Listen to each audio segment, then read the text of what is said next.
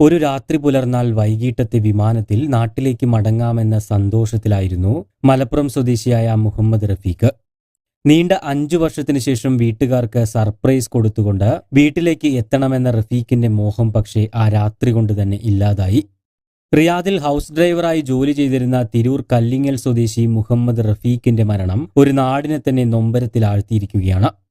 കഴിഞ്ഞ ദിവസം രാത്രി 11:55 റിയാദിൽ നിന്നും കോഴിക്കോട്ടേക്കുള്ള എയർ ഇന്ത്യ എക്സ്പ്രസ് വിമാനത്തിൽ പോകാനുള്ള തയ്യാറെടുപ്പുകളെല്ലാം റഫീഖ് നടത്തിയിരുന്നു. നാട്ടിലേക്ക് കൊണ്ടുപോകാനുള്ള പെട്ടികളും സാധനങ്ങളുമെല്ലാം കൂട്ടുകാരുമൊക്കെ ചേർന്ന് ഒരുക്കി ലഗേജിന്റെ ഭാരവും തൂക്കവുമൊക്കെ കൃത്യമാക്കി വെച്ചു. റഫീഖ് അവസാനമായി നാട്ടിൽ പോയി വന്നത് 5 വർഷങ്ങൾക്ക് മുൻപായിരുന്നു.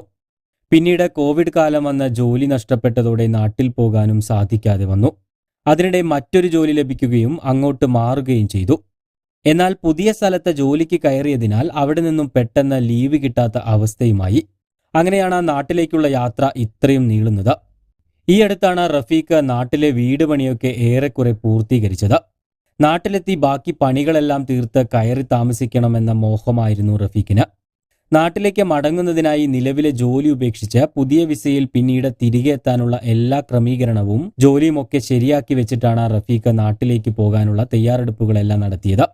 5 വർഷത്തിന് ശേഷമുള്ള യാത്രയായതിനാൽ വീട്ടുകാർക്കും പ്രിയപ്പെട്ടവർക്കും മക്കൾക്കും നൽകാനുള്ള സ്നേഹ സമ്മാനങ്ങളുമെല്ലാം നേരത്തെ വാങ്ങി കരുതി വച്ചിരുന്നു.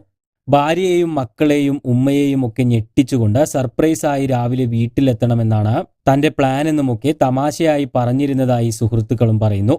എപ്പോഴും വീട്ടിലേക്ക് വിളിക്കാറുള്ള റഫീഖ് എന്നാൽ താൻ വീട്ടിലേക്ക് വരുന്ന കാര്യം മാത്രം അറിയിക്കാതെ വെച്ച ത്രില്ലിലായിരുന്നു ഉണ്ടായിരുന്നത്. നാട്ടിലേക്ക് പോകുന്നതിന്റെ തലേ ദിവസം രാത്രി വൈകിയും റൂമിൽ എല്ലാവരോടും സ്നേഹ സംഭാഷണങ്ങൾ നടത്തിയാണ് പുലരാൻ മണിക്കൂറുകൾ മാത്രം ശേഷിക്കെ റഫീഖ് ഉറങ്ങാനായി പോയത്. വെമ്പുന്ന മനസ്സോടെ വീടിനെയും പ്രിയതമയെയും മക്കളെയും ഉമ്മയെയും കുറിച്ചുള്ള ഓർമ്മകളുമായി ഉറങ്ങാൻ കിടന്ന റഫീഖ് പക്ഷേ പിറ്റേന്ന് രാവിലെ എഴുന്നേറ്റില്ല. ഇന്ന് രാവിലെ ഫോൺ എടുക്കാതെ വന്നതോടെ സുഹൃത്തുക്കളെത്തി തിരക്കിയപ്പോഴാണ് കിടക്കയിൽ മരിച്ചു കിടക്കുന്ന നിലയിൽ കണ്ടെത്തിയത്. പിന്നീടാണ് റഫീഖിന്റെ മരണം ഹൃദയാഘാതം മൂലമാണെന്ന് കണ്ടെത്തുന്നത്. കൂടുതൽ വാർത്തകൾക്കും വിശേഷങ്ങൾക്കും ചാനൽ സബ്സ്ക്രൈബ് ചെയ്യാൻ മറക്കരുത്.